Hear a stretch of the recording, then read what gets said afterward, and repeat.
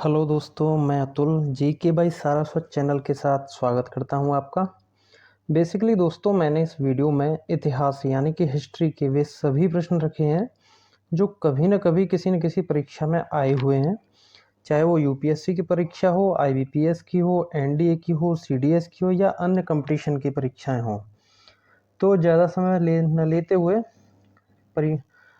अपने वीडियो को स्टार्ट करते हैं। तो मेरा पहला प्रश्न है, सिंधु घाटी के लोगों की एक महत्वपूर्ण रचना निम्नलिखित में से किसकी मूर्ति थी? ए नटराज, बी नृत्य करती हुई बालिका, सी बुद्ध, डी नरसिम्हा। तो इसका जो राइट आंसर है वो हो जाएगा आंसर नंबर बी, नृत्य करती हुई बालिका। ठीक है दोस्तों, चलिए नेक्स्ट क्वेश्चन देखते हैं। क्वेश्चन नंबर 2, सिंधु घाटी के बंदरगाह का क्या नाम था? ए कालीबंगा, बी लोथल, सी मोहनजोदड़ो, डी रोपड़। तो इसका जो राइट आंसर है वो हो जाएगा बी, यानी कि लोथल। ठीक है दोस्तों, चलिए क्वेश्चन नंबर 3 को देख लेते हैं। सिंधु सभ्यता के घर किससे बनाए जाते थे? ए ईंट, बी बांस से, सी पत्थर से या डी लकड़ी से। तो इसका जो राइट आंसर है वो हो जाएगा ईंट से। ठीक है दोस्तों, क्वेश्चन नंबर 4 देख लेते हैं। विशाल स्नानागार कहाँ से मिला है या मिला था? ए हड़प्पा, बी मोहनजोदड़ो, सी लोथल या डी चंदूहड़ो। तो इसका जो राइट आंसर है वो हो जाएगा बी, यानी कि मोहनजोदड़ो। ठीक है दोस्तों, क्वेश्चन नंबर 5 देख लेते हैं। हड़प्पा सभ्यता से अभी तक किस धातु की प्राप्ति नहीं हुई है? ए तांबा, बी लोहा, सी चांदी या डी स्वर्ण। तो इसका जो राइट आंसर हो जाएगा वो हो जाएगा हमारा लोहा, यानी कि ऑप्शन नंबर बी। ठीक है दोस्तों, चलिए क्वेश्चन नंबर 6 की तरफ चलते हैं। सिंधु घाटी के लोग किस में विश्वास करते थे, यानी कि उनकी जो आस्था थी वो किस में थी? ए आत्मा और ब्रह्म में, बी यज्ञ प्रणाली में, सी मात्र शक्ति में या डी कर्मकांड में। तो इसका जो राइट आंसर है वो हो जाएगा मात्र शक्ति में। ठीक है दोस्तों, क्वेश्चन नंबर 7 देख लेते हैं। भारत में मानव का सर्वप्रथम साक्ष्य कहाँ मिलता है? ए नीलगिरी पहाड़ियों में, बी नर्मदा घाटी में, सी शिवालिक पहाड़ियों में या डी नलकाला पहाड़ियों में। तो इसका जो राइट आंसर हो जाएगा वो हो जाएगा ऑप्शन नंबर बी, यानी कि नर्मदा घाटी में। ठीक है दोस्तों, चलिए क्वेश्चन नंबर 8 देखते हैं। पुरापाषाण काल में आदि मानव के मनोरंजन के साधन थे? ए शिकार, बी संगीत, सी जुआ, डी घुड़सवारी। तो इसका जो राइट आंसर हो जाएगा वो हो जाएगा शिकार। ठीक है दोस्तों, चलिए नेक्स्ट क्वेश्चन की तरफ चलते हैं। क्वेश्चन नंबर 9, मानव द्वारा सर्वप्रथम प्रयुक्त अनाज था? ए चावल, बी गेहूं एवं जौ, सी ज्वार या डी बाजरा। तो इसका जो राइट आंसर हो जाएगा वो हो जाएगा गेहूं एवं जौ। ठीक है दोस्तों, क्वेश्चन नंबर 10 देख लेते हैं। मानव द्वारा सर्वप्रथम प्रयुक्त धातु था? ए सोना, बी चांदी, सी तांबा, डी लोहा। तो इसका राइट आंसर हो जाएगा सी, यानी कि तांबा। सबसे पहले खोजी गई धातु जो थी वो तांबा थी दोस्तों। चलिए नेक्स्ट क्वेश्चन, क्वेश्चन नंबर 11, जिस काल का कोई लिखित विवरण नहीं है कहा जाता है, यानी उसे क्या कहा जाता है? ए प्रागैतिहासिक काल, बी आद्य ऐतिहासिक काल, सी पुरापाषाण काल या डी ऐतिहासिक काल। इसका जो राइट आंसर है वो हो जाएगा प्रागैतिहासिक काल। ठीक है दोस्तों, क्वेश्चन नंबर 12, तो 12वां क्वेश्चन है हमारा, आदि मानव ने सर्वप्रथम किस पशु को पालतू बनाया था? ए बैल, बी कुत्ता, सी हाथी या डी गाय। तो इसका जो राइट आंसर होगा वो होगा आपका वी, यानी कि कुत्ता। ठीक है, नेक्स्ट क्वेश्चन, क्वेश्चन नंबर 13, आधुनिक होमोसेपियंस मानव का उद्भव किस काल में हुआ? निम्न पुरापाषाण काल, मध्य पुरापाषाण काल, उच्च पुरापाषाण काल या ताम्रपाषाण काल? तो इसका जो राइट आंसर होगा वो होगा आपका उच्च पुरापाषाण काल में, यानी कि ऑप्शन नंबर सी। ठीक है दोस्तों, क्वेश्चन नंबर 14 की तरफ चलते हैं, यानी कि 14वां। हड़प्पा के स्थलों में कांस्य नर्तकी की मूर्ति कहाँ से प्राप्त हुई है? ए हड़प्पा, बी कालीबंगा, सी चंदूहड़ो या डी मोहनजोदड़ो? तो इसका जो राइट आंसर होगा वो होगा डी, यानी कि चंदूहड़ो। ठीक है दोस्तों, चलिए क्वेश्चन नंबर 15 की तरफ चलते हैं। प्रसिद्ध पशुपति की मुहर कहाँ से मिली है? ए हड़प्पा, बी लोथल, सी मोहनजोदड़ो, डी रंगपुर? तो इसका जो राइट आंसर हो जाएगा वो हो जाएगा हमारा ऑप्शन नंबर सी, यानी कि मोहनजोदड़ो। मोहनजोदड़ो से ही पशुपति की मुहर प्राप्त हुई है। ठीक है दोस्तों, क्वेश्चन नंबर 16 की तरफ चलते हैं। सिंधु सभ्यता में विशाल अन्नागार कहाँ से प्राप्त हुआ है? ए हड़प्पा, बी मोहनजोदड़ो, सी राखीगढ़ी, डी सुतका गैंडोर? तो इसका जो राइट आंसर होगा वो होगा मोहनजोदड़ो, यानी कि option number B. Question number 17 की तरफ चलते हैं, यानी क्वेश्चन नंबर 17 है हमारा। सिंधु घाटी की सभ्यता गैर आर्य थी क्योंकि, यानी कि वो क्या कारण था? ए वह नगरीय सभ्यता थी, बी उनकी अपनी लिपि थी, सी उनकी खेतीहर अर्थव्यवस्था थी, डी उनका विस्तार नर्मदा घाटी तक था? तो इसका जो राइट आंसर है वो हो जाएगा ऑप्शन नंबर ए, वह नगरीय सभ्यता थी। ठीक है दोस्तों, क्वेश्चन नंबर 18 की तरफ चलते हैं। मूर्ति पूजा का आरंभ कब से माना जाता है? ए पूर्व आर्य, बी उत्तर वैदिक काल, सी मौर्य काल या डी कुषाण काल? तो इसका जो राइट आंसर हो जाएगा वो हो जाएगा आपका ऑप्शन नंबर ए, पूर्व आर्य। ठीक है दोस्तों, क्वेश्चन नंबर 19 देख लेते हैं। प्रसिद्ध गायत्री मंत्र कहाँ से लिया गया है? ए ऋग्वेद, बी यजुर्वेद, सी अथर्ववेद, डी सामवेद? तो इसका जो राइट आंसर हो जाएगा वो हो जाएगा, आप सभी जानते होंगे, ऋग्वेद से। और दोस्तों मैं आपको बताना चाहूँगा ऋग्वेद सबसे प्राचीन वेद है। अगर वेदों की बात की जाए तो यहीं से ये गायत्री मंत्र है वो लिया गया है। ठीक है दोस्तों, क्वेश्चन नंबर 20। ऋग्वेदिक आर्यों का मुख्य व्यवसाय क्या था? ए कृषि, बी पशुपालन, सी शिक्षा, डी व्यवसाय? तो क्या था? इसका जो राइट आंसर है वो हो जाएगा पशुपालन। ठीक है दोस्तों, उनका मुख्य व्यवसाय यही था। चलिए क्वेश्चन नंबर 21 की तरफ चलते हैं। किस देवता के लिए ऋग्वेद में पुरंदर शब्द का प्रयोग किया गया है? ए इंद्र, बी सोम, सी वरुण, डी अग्नि? तो इसका जो राइट आंसर है वो हो जाएगा इंद्र, ऑप्शन नंबर ए। ठीक है दोस्तों, क्वेश्चन नंबर 22। ऋग्वेद में कितने सूक्त हैं? ए 1017, बी 1020, सी 1028, डी 1128? तो इसका जो राइट आंसर है वो दोस्तों सी है, ऑप्शन नंबर सी, 1028। ठीक है दोस्तों, नेक्स्ट क्वेश्चन की तरफ चलते हैं। Question number 23। ऋग्वेद का नवा मंडल किस एक को ही समर्पित सूक्तों का संग्रह है? ए सोम, बी अग्नि, सी वरुण, डी इंद्र? तो इसका जो राइट आंसर है वो हो जाएगा ऑप्शन नंबर ए, यानी कि सोम। ठीक है दोस्तों, क्वेश्चन नंबर 24 देख लेते हैं। किस वेद की रचना गद्य एवं पद्य दोनों में की गई है? ए ऋग्वेद, बी यजुर्वेद, सी सामवेद, डी अथर्ववेद? तो इसका जो राइट आंसर है दोस्तों वो हो जाएगा ऑप्शन नंबर बी, यानी कि यजुर्वेद। ठीक है दोस्तों। क्वेश्चन नंबर 25 यानी कि 25।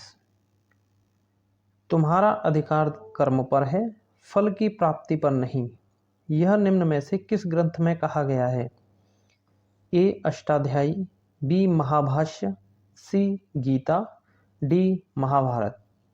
तो इसका जो राइट आंसर हो जाएगा वो है गीता, या कहें तो हम भागवत गीता भी कह सकते हैं, कहते भी हैं भागवत गीता भी कहते हैं, गीता भी कह सकते हैं। तो वहीं से ये स्टेटमेंट लिया गया, तुम्हारा अधिकार कर्म पर है। ये भगवान श्री कृष्ण ने महाभारत के दौरान कहा था। ठीक है दोस्तों, चलिए क्वेश्चन नंबर 26 देख लेते हैं। हिंद यानी कि भारत की जनता के संदर्भ में हिंदू शब्द का प्रथम बार प्रयोग किया था? ए यूनानियों ने, रोम वासियों ने, अरबों ने, या चीनियों ने? तो इसका जो राइट आंसर हो जाएगा वो हो जाएगा अरबों ने, ऑप्शन नंबर सी। ठीक है दोस्तों, क्वेश्चन नंबर 27 की तरफ चलते हैं। सत्यमेव जयते उक्ति कहाँ से ली गई है? ए छांदोग्य उपनिषद से, बी मुंडकोपनिषद से, सी मनुस्मृति से, या डी ऋग्वेद से? तो इसका जो राइट आंसर हो जाएगा दोस्तों वो हो जाएगा मुंडकोपनिषद, यानी कि ऑप्शन नंबर बी। ठीक है दोस्तों, क्वेश्चन नंबर 28 देख लेते हैं। तमसो माँ ज्योतिर्गमय कथन है मूलतः उपनिषदों का, बी महाकाव्यों का, सी पुराणों का, या डी षड दर्शन का? तो इसका जो राइट आंसर होगा वो होगा उपनिषदों का, यानी कि ऑप्शन नंबर ए। ठीक है दोस्तों, क्वेश्चन नंबर 29। हाइडेज पीज का युद्ध या वितस्ता का युद्ध किसके बीच लड़ा गया था? ए सिकंदर व घनानंद, बी चंद्रगुप्त मौर्य व घनानंद, सी सिकंदर व पोरस, डी चंद्रगुप्त मौर्य व सिकंदर? तो इसका राइट आंसर हो जाएगा ऑप्शन नंबर सी, यानी कि सिकंदर व पोरस के द्वारा। ठीक है दोस्तों, हमारा अगला प्रश्न है, उस राज्य का नाम बताइए जिसने पहली बार युद्ध में हाथियों का इस्तेमाल किया। ठीक है दोस्तों, उस ऑप्शंस इस प्रकार हैं। ए कौशल, बी मगध, सी चंपा, डी अवंती? तो इसका जो राइट आंसर होगा वो है मगध, यानी कि ऑप्शन नंबर बी। चलिए क्वेश्चन नंबर 31। मगध के किस राजा ने राज्य के लालच में अपने पिता की मृत्यु कर दी थी? ए बिंबिसार, बी अजातशत्रु, सी नागदशक, डी सिमुक? तो इसका जो राइट आंसर हो जाएगा दोस्तों वो होगा बी, यानी कि अजातशत्रु। चलिए अगले प्रश्न को देख लेते हैं। Question number 32। बिंदुसार के शासन के दौरान अशांति कहाँ हुई थी? ए तक्षशिला, बी राजगृह, सी अवंती, डी पुष्कलावर्त? तो इसका जो राइट आंसर होगा दोस्तों वो होगा तक्षशिला, यानी कि ऑप्शन नंबर ए। ठीक है दोस्तों, क्वेश्चन नंबर 33 देख लेते हैं। नंद वंश का संस्थापक कौन था? ए महापद्म नंद, बी घनानंद, सी कालाशोक, डी नागार्जुन? तो इसका जो राइट आंसर है वो होगा ए, यानी कि महापद्म नंद। ये इसका आंसर हो जाएगा। ठीक है दोस्तों, क्वेश्चन नंबर 34 देख लेते हैं। किस शासक को सर्वक्षत्रांतक अर्थात क्षत्रियों का नाश करने वाला कहा गया है? ए महापद्म नंद, बी खारवेल, सी शशांक, डी सिकंदर? किसको कहा गया है? इसका जो राइट आंसर है वो हो जाएगा ए, यानी कि महापद्म नंद को। ठीक है दोस्तों, क्वेश्चन नंबर 35 की तरफ चलते हैं। चंद्रगुप्त मौर्य ने अपना अंतिम समय कहाँ बिताया? Number A Pataliputra, B Shravanabelagola, C Ujjain, D Takshashila? तो इसका जो राइट आंसर होगा वो होगा श्रवणबेलगोला, यानी कि option number B. Question number 36। Megasthenes किसका राजदूत था?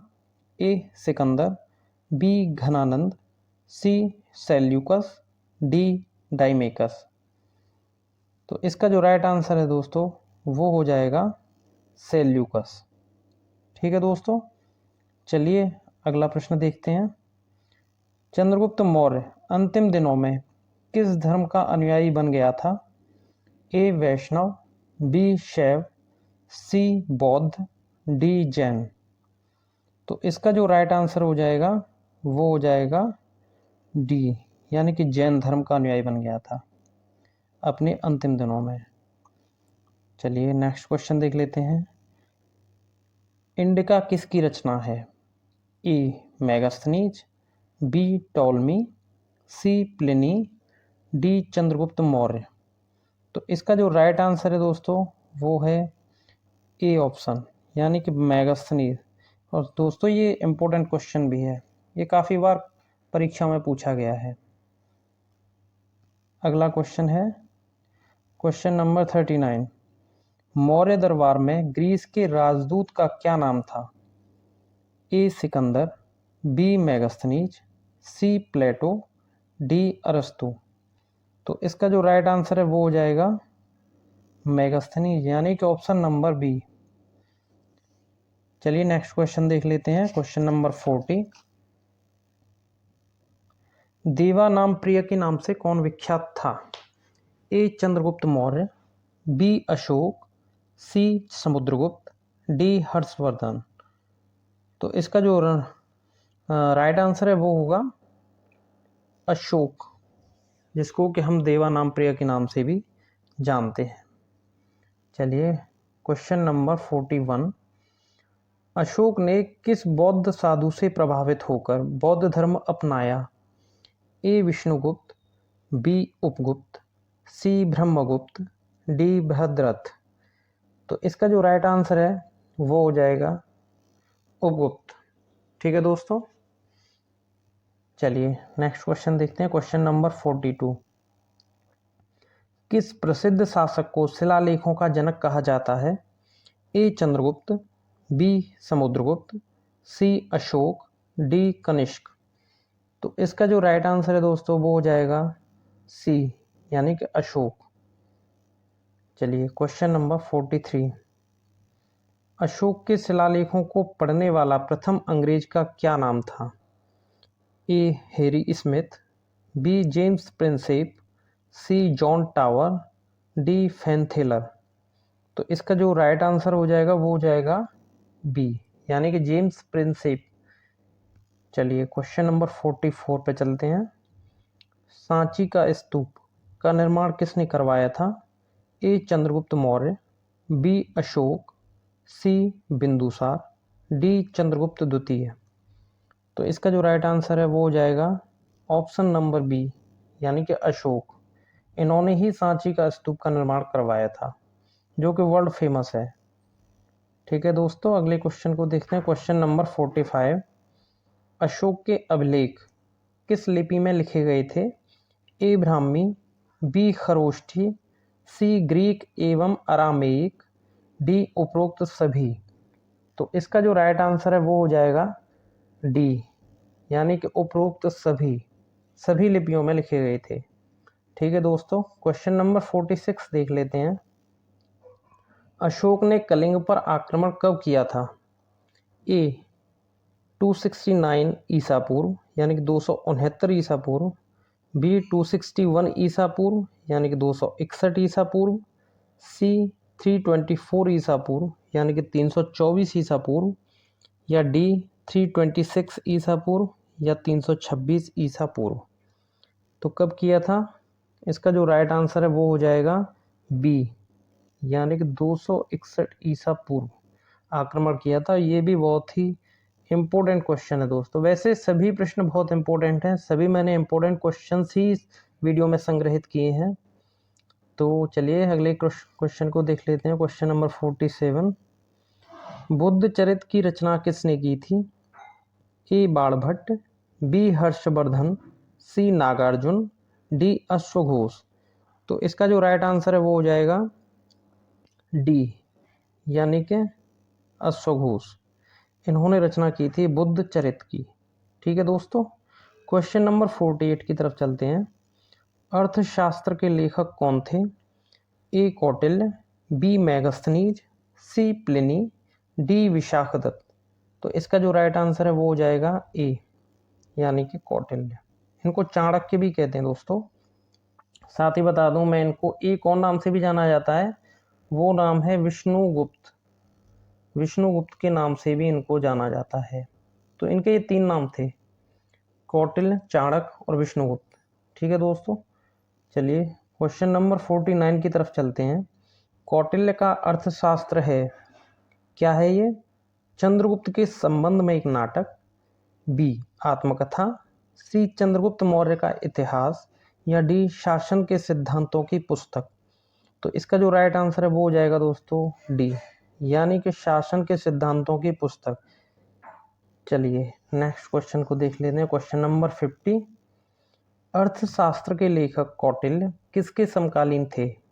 ए अशोक, बी चंद्रगुप्त मौर्य, सी समुद्रगुप्त, डी चंद्रगुप्त विक्रमादित्य। तो इसका जो राइट आंसर हो जाएगा वो हो जाएगा चंद्रगुप्त मौर्य, यानी कि ऑप्शन नंबर बी। ठीक है दोस्तों, चलिए क्वेश्चन नंबर 51 देख लेते हैं। निम्न में से कौन एक बौद्ध ग्रंथ 16 महाजनपदों का उल्लेख करता है? ए अंगुत्तर निकाय, बी खुदक निकाय, सी दीघ निकाय, डी मध्यम निकाय। तो इसका जो राइट आंसर है वो हो जाएगा ए, यानी कि अंगुत्तर निकाय। ठीक है दोस्तों, चलिए क्वेश्चन नंबर 52 देख लेते हैं। मेघदूत के रचयिता हैं ए कालिदास, बी बाणभट्ट, सी खुशवंत सिंह, डी हुमायूं। तो इसका जो राइट आंसर है वो हो जाएगा ए, यानी कि कालिदास। चलिए नेक्स्ट क्वेश्चन देख लेते हैं। वराह मिहिर थे, क्या थे ये?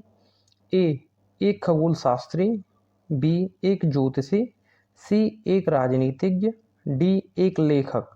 कौन थे ये? इसका जो राइट आंसर है वो हो जाएगा खगोल शास्त्री। ये एक फेमस खगोल शास्त्री थे। ठीक है दोस्तों, क्वेश्चन नंबर 54 देख लेते हैं। मौर्य वंश के बाद किस वंश ने आकर राज किया? ए सातवाहन, बी नंद, सी कण्व, डी शुंग। तो इसका जो राइट आंसर है वो हो जाएगा 4th, यानी कि शुंग। तो हमारा ऑप्शन 4th है जो, यही इसका राइट आंसर है। क्वेश्चन नंबर 55, फाहियान किसके शासनकाल में भारत आया था? ए चंद्रगुप्त प्रथम, बी स्कंदगुप्त, सी समुद्रगुप्त, डी चंद्रगुप्त द्वितीय। तो इसका जो राइट आंसर है वो हो जाएगा चंद्रगुप्त द्वितीय। दोस्तों साथ ही मैं आपको बता दूं, चंद्रगुप्त द्वितीय को चंद्रगुप्त विक्रमादित्य भी कहते हैं। ठीक है दोस्तों, तो आप ये ध्यान रखना। चलिए क्वेश्चन नंबर 56 देख लेते हैं। हुइनसांग किसके शासनकाल में भारत आया था? ए हर्षवर्धन, बी कृष्णदेव राय, सी अशोक, डी चंद्रगुप्त प्रथम। तो इसका जो राइट आंसर है वो हो जाएगा हर्षवर्धन। ठीक है दोस्तों, हुइनसांग है जो, वो एक चीनी यात्री था। ठीक है दोस्तों, ये आप याद रखिएगा। क्वेश्चन नंबर 57, किस चीनी यात्री को वर्तमान शाक्यमुनि एवं यात्रियों का राजकुमार कहा जाता है? ए इत्सिंग, बी फाहियान, सी संयोगन, डी हुइनसांग। तो इसका जो राइट आंसर हो जाएगा वो हो जाएगा हुइनसांग। चलिए नेक्स्ट क्वेश्चन देख लेते हैं। क्वेश्चन नंबर 58, सी यू की नामक यात्रा विवरण किससे जुड़ा है? ए मेगास्थनीज, बी अलबरूनी, सी हुइनसांग, डी फाहियान। तो इसका जो राइट आंसर है वो हो जाएगा हुइनसांग। ठीक है दोस्तों, क्वेश्चन नंबर 59 देख लेते हैं। महर्षि पतंजलि किस शासक के समकालीन थे? ए गौतमी पुत्र शातकर्णी, बी कनिष्क, सी पुष्यमित्र शुंग, डी चंद्रगुप्त द्वितीय। तो इसका जो राइट आंसर है वो हो जाएगा पुष्यमित्र शुंग। ठीक है दोस्तों, चलिए नेक्स्ट क्वेश्चन देख लेते हैं। क्वेश्चन नंबर 60, भारत का आइंस्टीन किसे कहा जाता है? ए आर्यभट्ट, बी कालिदास, सी नागार्जुन, डी चाणक्य। तो इसका जो राइट आंसर है वो है नागार्जुन। ये भी बहुत ही इम्पोर्टेंट क्वेश्चन है दोस्तों परीक्षा के दृष्टिकोण से। चलिए नेक्स्ट क्वेश्चन देख लेते हैं। क्वेश्चन नंबर 61, गणित की पुस्तक लीलावती के लेखक कौन थे? ए रामानुज, बी भास्कराचार्य, सी कौटिल्य, डी कालिदास। तो इसका जो राइट आंसर है वो हो जाएगा भास्कराचार्य, ऑप्शन नंबर बी। चलिए नेक्स्ट क्वेश्चन देख लेते हैं। क्वेश्चन नंबर 62, शून्य की खोज किसने की? ए वराहमिहिर, बी आर्यभट्ट, सी भास्कर, डी इनमें से कोई नहीं। तो इसका जो राइट आंसर है वो हो जाएगा आर्यभट्ट। चलिए नेक्स्ट क्वेश्चन देख लेते हैं। मुद्रा राक्षस नामक पुस्तक के लेखक कौन थे? विशाखदत्त, बी कौटिल्य, सी कल्हड़, डी बाणभट्ट। तो इसका जो राइट आंसर है वो हो जाएगा ए, यानी कि विशाखदत्त। ठीक है दोस्तों, नेक्स्ट क्वेश्चन देख लेते हैं। क्वेश्चन नंबर 64, कनिष्क का राजवैद्य कौन था? ए चरक, बी सुश्रुत, सी धन्वंतरी, डी जीवक। तो इसका जो राइट आंसर है वो हो जाएगा ए, यानी कि चरक। चलिए क्वेश्चन नंबर 65 पर चलते हैं। न्याय दर्शन के संस्थापक कौन थे? ए कपिल, बी कणाद, सी गौतम, डी जैमिनी। तो इसका जो राइट आंसर है वो हो जाएगा गौतम। ठीक है दोस्तों, चलिए नेक्स्ट क्वेश्चन देखते हैं। क्वेश्चन नंबर 66, कश्मीर में कनिष्क के शासनकाल में चतुर्थ बौद्ध संगीत की अध्यक्षता किसने की थी? पार्श्व, बी नागार्जुन, सी शूद्रक, डी वसुमित्र। किसने की थी? इसका जो राइट आंसर है वो हो जाएगा वसुमित्र, वसुमित्र ने की थी। क्वेश्चन नंबर 67, भारतीयों के लिए महान रेशम मार्ग किसके द्वारा प्रारंभ किया गया? ए हर्षवर्धन, बी कनिष्क, सी फाहियान, डी अशोक। तो इसका जो राइट आंसर है वो हो जाएगा कनिष्क। चलिए नेक्स्ट क्वेश्चन देखते हैं। क्वेश्चन नंबर 68, नालंदा विश्वविद्यालय किस लिए विश्व प्रसिद्ध था? ए चिकित्सा विज्ञान के लिए, बी तर्कशास्त्र, सी बौद्ध धर्म दर्शन, डी रसायन विज्ञान। तो इसका जो राइट आंसर है वो हो जाएगा सी। चलिए नेक्स्ट क्वेश्चन देख लेते हैं। क्वेश्चन नंबर 69, शक संवत कब और किसने प्रारंभ किया? ए रुद्रदामन 78 ईस्वी में, बी विक्रमादित्य 58 ईस्वा पूर्व, सी कनिष्क 78 ईस्वी, डी कड़फीस 58 ईसा पूर्व। तो इसका जो राइट आंसर है वो हो जाएगा सी, यानी कनिष्क ने 78 ईस्वी में। चलिए नेक्स्ट क्वेश्चन देखते हैं। क्वेश्चन नंबर 70, भारतीय संस्कृति का स्वर्ण युग किसके काल को कहा जाता है? ए गुप्त काल, बी चोल काल, सी मौर्य काल, या डी राजपूत काल। इसका जो राइट आंसर है वो है ऑप्शन नंबर ए, यानी गुप्त काल। ठीक है दोस्तों, क्वेश्चन नंबर 71 देख लेते हैं। प्राचीनतम व्याकरण अष्टाध्यायी के लेखक कौन हैं? ए पतंजलि, बी कात्यायन, सी पाणिनि, डी गौतम। तो इसका जो राइट आंसर है वो हो जाएगा ऑप्शन नंबर, माफ़ी चाहूँगा, ये नहीं, पाणिनि, माफ़ी चाहूँगा दोस्तों, पतंजलि नहीं है। प्राचीनतम व्याकरण अष्टाध्यायी के लेखक पाणिनि हैं, यानी कि ऑप्शन नंबर सी। ठीक है दोस्तों, चलिए नेक्स्ट क्वेश्चन देखते हैं। क्वेश्चन नंबर 72, विक्रम संवत प्रारंभ हुआ? ए 58 ईसा पूर्व, बी 78 ईस्वी, सी 57 ईसा पूर्व, डी 73 ईस्वी पूर्व। तो इसका जो राइट आंसर है वो हो जाएगा ए 58 ईसा पूर्व। ठीक है दोस्तों, चलिए अगला प्रश्न देखते हैं। क्वेश्चन नंबर 73, नाट्य शास्त्र की रचना किसने की? ए वसुमित्र, बी भरत मुनि, सी अश्वघोष, डी वात्सायन। तो इसका जो राइट आंसर है वो हो जाएगा बी, यानी कि भरत मुनि ने की थी। चलिए क्वेश्चन नंबर 74 देख लेते हैं। आधुनिक देवनागरी लिपि का प्राचीनतम रूप है ए खरोष्ठी, बी ब्राह्मी, सी प्राकृत, डी पाली। तो इसका जो राइट आंसर है वो हो जाएगा बी यानी कि ब्राह्मी। ठीक है दोस्तों, चलिए नेक्स्ट क्वेश्चन की तरफ चलते हैं। Question number 75। भारत में सर्वप्रथम सोने के सिक्के किसने चलाए थे? ए कुषाण, बी इंडो ग्रीक, सी गुप्त, डी मौर्य। तो इसका जो राइट आंसर है वो हो जाएगा इंडो ग्रीक। इन्होंने ही सबसे पहले सोने के सिक्के चलाए थे इंडिया में।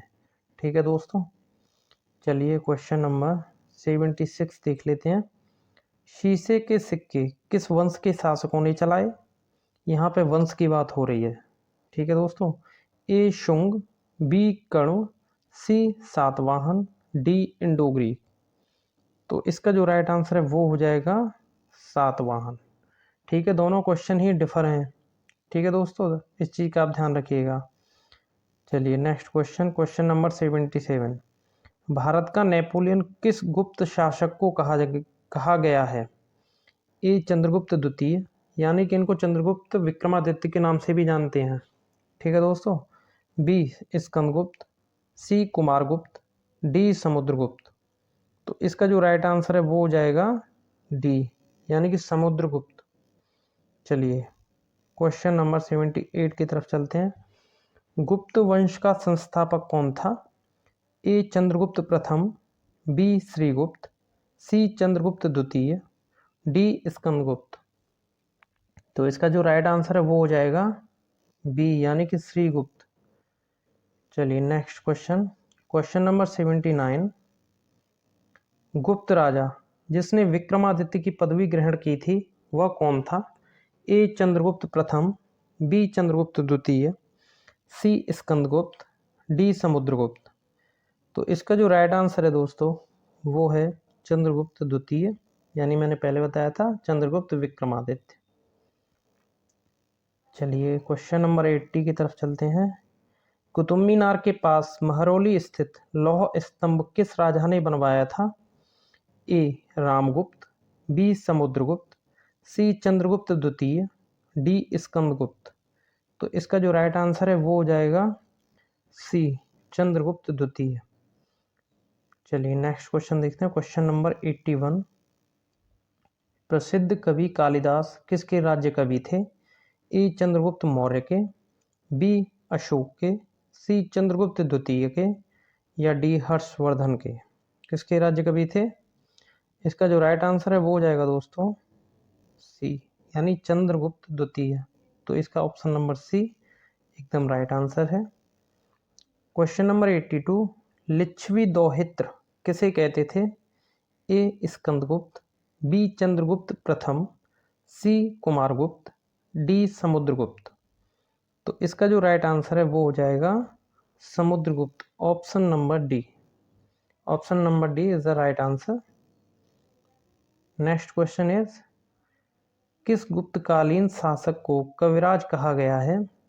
ए श्रीगुप्त, बी चंद्रगुप्त द्वितीय, सी समुद्रगुप्त, डी स्कंदगुप्त। तो इसका जो राइट आंसर है वो हो जाएगा सी यानी कि समुद्रगुप्त। इनको कविराज के नाम से भी संबोधित किया जाता है। चलिए क्वेश्चन नंबर 84 देख लेते हैं। नालंदा विश्वविद्यालय की स्थापना किसने की? ए स्कंदगुप्त ने, बी कुमारगुप्त, सी समुद्रगुप्त, डी धर्मपाल। किन्होंने की थी? इसका जो राइट आंसर है वो हो जाएगा कुमारगुप्त। चलिए नेक्स्ट क्वेश्चन देख लेते हैं, क्वेश्चन नंबर 85। भारत पर हूणों का आक्रमण किसके शासनकाल में हुआ था? ए स्कंदगुप्त, बी समुद्रगुप्त, सी उपगुप्त, डी श्रीगुप्त। तो इसका जो राइट आंसर है वो है स्कंदगुप्त। इन्हीं के शासनकाल में भारत पर हूणों का आक्रमण हुआ था। ठीक है, चलिए नेक्स्ट क्वेश्चन देख लेते हैं, क्वेश्चन नंबर 86। नवरत्न किस गुप्त शासक से संबंधित है? ए समुद्रगुप्त, बी चंद्रगुप्त विक्रमादित्य, सी स्कंदगुप्त, डी उपरोक्त सभी। तो इसका जो राइट आंसर है वो हो जाएगा चंद्रगुप्त विक्रमादित्य, या चंद्रगुप्त द्वितीय। ठीक है, क्वेश्चन नंबर 87 देख लेते हैं। गुप्तकालीन स्वर्ण सिक्कों को क्या कहा जाता था? ए दीनार, बी रुपयक, सी निष्क, डी कारशापण। तो इसका जो राइट आंसर है वो हो जाएगा ऑप्शन नंबर ए, यानी कि दीनार। ठीक है दोस्तों, चलिए नेक्स्ट क्वेश्चन देखते हैं। क्वेश्चन नंबर 88, गुप्त शासकों की सरकारी या दरबारी भाषा थी? ए पाली, बी प्राकृत, सी हिंदी या डी संस्कृत। तो इसका जो राइट आंसर है वो है ऑप्शन नंबर डी, यानी कि संस्कृत। ठीक है दोस्तों, क्वेश्चन नंबर 89 देख लेते हैं। धन्वंतरी कौन थे? ए चंद्रगुप्त मौर्य के विख्यात जनरल, बी चंद्रगुप्त विक्रमादित्य के राज दरबार के नवरत्न में से एक जो कि प्रसिद्ध चिकित्सक थे, सी हर्ष के समय के एक प्रसिद्ध नाटककार, या डी अशोक के राज दरबार में संगीतज्ञ। तो इसका जो राइट आंसर है वो है बी, चंद्रगुप्त विक्रमादित्य के राज दरबार के नवरत्न में से एक जो कि एक प्रसिद्ध चिकित्सक थे। तो option number B is the right answer. Question number 90 देख लेते हैं। गुप्त शासन के दौरान निम्नलिखित में से ऐसा व्यक्ति कौन था जो कि एक महान खगोल विज्ञानी और गणितज्ञ था?